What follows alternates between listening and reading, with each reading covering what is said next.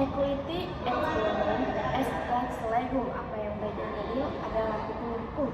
Assalamualaikum warahmatullahi wabarakatuh. Salam sejahtera bagi kita semua. Shalom Om Swastiastu. Nama budaya salam kebajikan. Dewan juri yang terhormat serta rekan berpikir kami dari tim PROM dan perhati hukum yang kami banggakan. Sebelum mulai perdebatan kali ini, perkenalkan kami dari tim PRO dengan saya Ratna Dewi selaku pembicara pertama dan rekan saya Dia Ardiani selaku pembicara kedua dan Rifan Sitri selaku pembicara ketiga. Dewan juri yang terhormat, mosi kita kali ini tentang legalisasi pernikahan beda agama, dan kami dari tim PRO menyatakan dengan tegas bahwa kami setuju dengan mosi perdebatan kali ini. Dan sebagai negara pendukung Indonesia memiliki keragaman agama yang kepercayaan sehingga secara tidak langsung dapat berpotensi mendorong terjadinya praktik perkawinan beda agama. Untuk hak memilih menikah dan keluarga merupakan hak asasi yang dijamin dalam instrumen HAM internasional dan peraturan perundang-undangan Indonesia. Hingga sulitnya pelaksanaan perkawinan beda agama dan tidak adanya ketentuan hukum yang mengatur hal tersebut dapat mengarah pada pelanggaran hak asasi manusia. Menyatakan bahwa perkawinan beda agama di Indonesia diperbolehkan.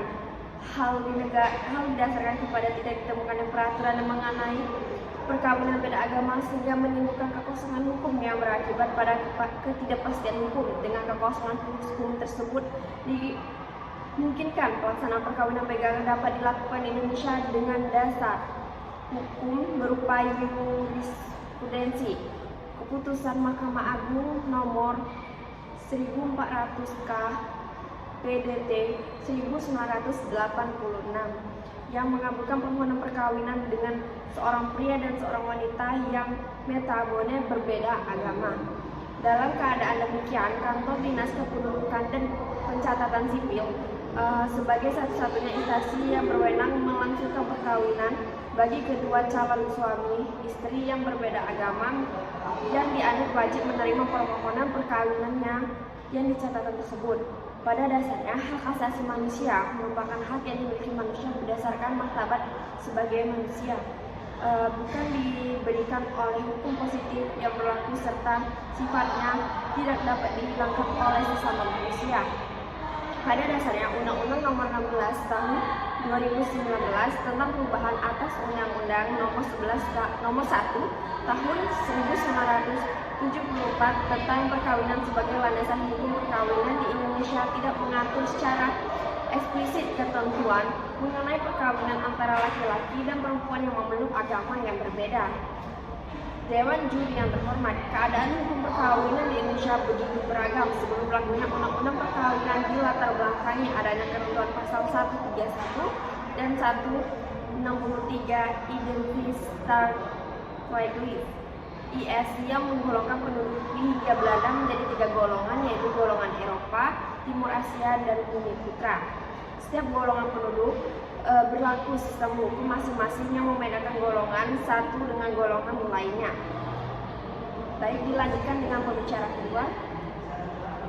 Equality et bonum est lex legum. Apa yang adil dan baik adalah hukumnya hukum.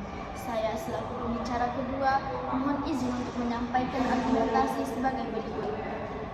Pernikahan seharusnya dilakukan berdasarkan ketuhanan yang Maha Esa, bukan dipaksa berdasarkan hukum agama saja.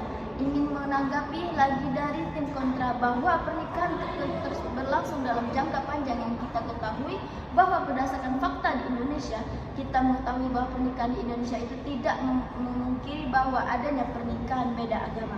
Berdasarkan data yang ada, itu sekitar 400.000 data anak-anak di Indonesia terlahir dengan 2 orang tua berbeda agama.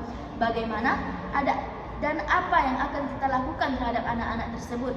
Pernikahan memang dalam jangka yang panjang, dalam arti dalam jangka yang panjang itu kita perlu memikirkan lebih keras apakah pernikahan ini hanya sebatas dengan larangan-larangan agama saja. Yang kita tahu bahwa negara Indonesia adalah negara ketuhanan yang Maha Esa, bukan berdasarkan agama yang dianutnya saja. Undang-undang perkawinan bukan berarti menghilangkan aspek religius perkawinan, tetapi keabsahan pernikahan itu tidak lagi berdasarkan agama pasal 2 ayat 1 perkawinan bertentangan dengan Undang-Undang Dasar 1945. Kita perlu mengetahui bahwa masyarakat Indonesia adalah masyarakat yang pluralistis. Seperti di Indonesia sangat mungkin terjadi perkawinan di antara dua orang pemeluk agama yang berlainan. Beberapa di antara yang mempunyai kelipatan materi mungkin tidak terlampau pusing karena bisa menikah dengan negara lain. Namun bagaimana dengan mereka yang memiliki ekonomi rendah yang tidak akan mampu untuk menunjang pernikahan yang beda agama di negara lain? Saya mengadui berdasarkan riset dari UIN Jakarta bahwa ada 400.000 anak yang tadi sudah saya jelaskan terlahir dari pasangan yang melakukan pernikahan beda agama.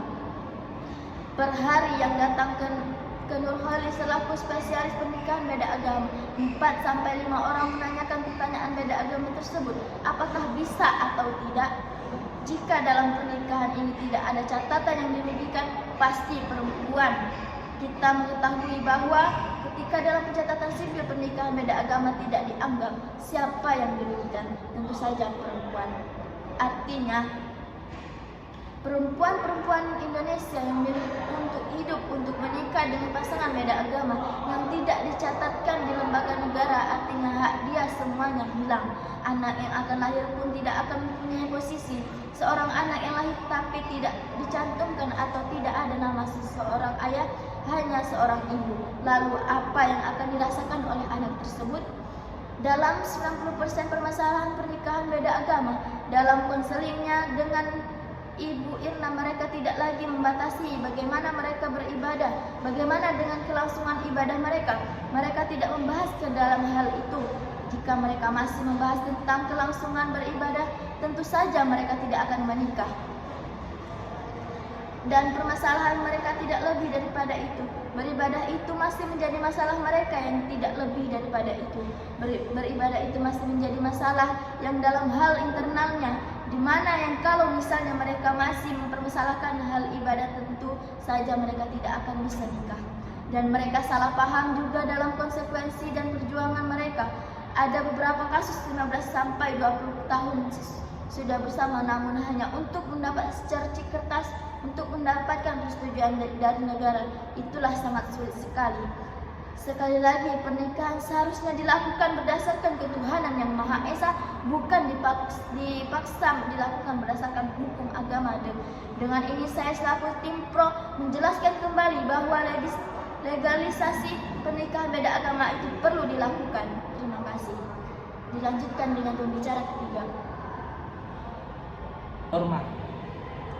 Dalam pasal 2 ayat 1 UU nomor 16 tahun 2019 tentang perubahan atas UU nomor 1 tahun 1974 tentang perkawinan. Pasal 2 ayat 1 menyebutkan perkawinan adalah sah apabila dilakukan menurut hukum masing-masing agamanya dan kepercayaan itu. Dengan demikian, perkawinan hanya sah jika dilakukan sesuai dengan satu agama dipilih pasangan perkawinan. Kalau ditanya, pada pendapat saya pribadi, ada kekosongan hukum dalam perkawinan beda agama. Perkawinan itu sah jika dilakukan dalam masing-masing hukum agamanya dan kepercayaannya. Karena rumitnya birokrasi agar perkawinan beda agama dapat sah, Sandy menjelaskan masyarakat memilih untuk melakukan perkawinan di luar negeri. Selain itu, terdapat juga praktik perkawinan beda agama yang dicatatkan sesuai dengan satu agama yang dituduhkan. Misalnya, ada yang kawin dengan Islam dulu lalu Kristen, kemudian percatatannya sesuai dengan agama yang dituduhkan atau disepakati. Dalam pengaturan perkawinan agama, terdapat juga benturan dengan kebebasan beragama bagi setiap individu warga negara. Sandy menyarankan agar masyarakat tidak melakukan perkawinan beda agama tersebut. Salah satu kendalanya dalam hal perwarisan. Sandy berpandangan dalam pembagian pewarisan terjadi perselisihan. Selain itu, perkawinan beda agama juga menimbulkan keracunan dalam percatatannya. saya sarankan jangan karena ada benturan psikologis, pasif hukum dan kewarisan. Meski demikian, imbauan tersebut sulit dipaksakan karena perkawinan merupakan kebebasan memilih yang dapat dilakukan setiap individu.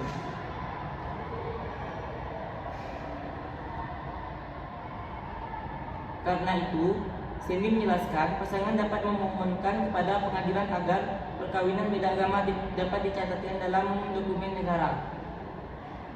Kalau dibilang bisa memegang bisa, tapi secara hukum Indonesia tidak mengakui. Bagi pasangan perkawinan beda agama yang dilakukan di luar negeri, Cindy menyampaikan terdapat jangka waktu 1 tahun setelah perkawinan tersebut dilakukan untuk dicatatkan di Indonesia. Dengan demikian, pemohonan sudah tidak lagi menghiraukan status agamanya, maka kantor catatan sipil harus melangsungkan dan mencatatkan perkawinan tersebut sebagai dampak pernikahan beda agama yang dilangsungkan. Dalam hal ini, apabila Anda berkeinginan untuk mencatatkan perkawinan di kantor catatan sipil, maka berdasarkan pada putusan MA tersebut dapat dipilih untuk menundukkan diri dan melangsungkan perkawinan tidak secara Islam. Kemudian, apabila permohonan pencatatan perkawinan dikabulkan oleh pihak kantor catatan sipil, maka perkawinan pasangan adalah sah menurut hukum. Sekian, terima kasih. Dilanjutkan oleh closing statement oleh pemberi pertama. Dewan Juri yang terhormat, kami pro hukum perkawinan beda agama di Indonesia dapat dilaksanakan karena Undang-Undang Nomor 16 Tahun 2019 tentang perubahan atas Undang-Undang Nomor 1 Tahun 1974 hingga perkawinan tidak mengatur secara tegas mengenai perkawinan beda agama sehingga terjadinya kekosongan hukum yang menyebabkan ketidakpastian hukum. Hak untuk menikah dan membentuk keluarga merupakan hak asasi manusia yang dilindungi oleh instrumen HAM internasional serta peraturan perundang-undangan di Indonesia. Pelaksanaan perkawinan beda agama seringkali menemui kendala di Indonesia karena tidak adanya ketentuan yang mengatur mengenai hal tersebut. Sementara itu pasal 2 ayat 1 Undang-Undang Nomor 16 Tahun 2019 tentang perubahan atas Undang-Undang Nomor 1 Tahun 1974 tentang perkawinan menyerahkan keabsahan status perkawinan pada masing-masing hukum agama dan kepercayaan. Adanya kekosongan hukum serta larangan perkawinan beda agama dalam hukum agama seringkali mendorong terjadinya penyeludupan hukum melalui penundukan agama, semu yang berakibat pada pelanggaran hak asasi beragama dan hak untuk menikah serta membentuk keluarga. Dengan demikian, sulitnya melakukan perkawinan beda agama di Indonesia berpotensi menimbulkan pelanggaran hak asasi manusia. Sekian dari kami dari tim Pro. Lawan berdebat adalah lawan terbaik dalam berpikir kami. Terima kasih dan salam konstitusi.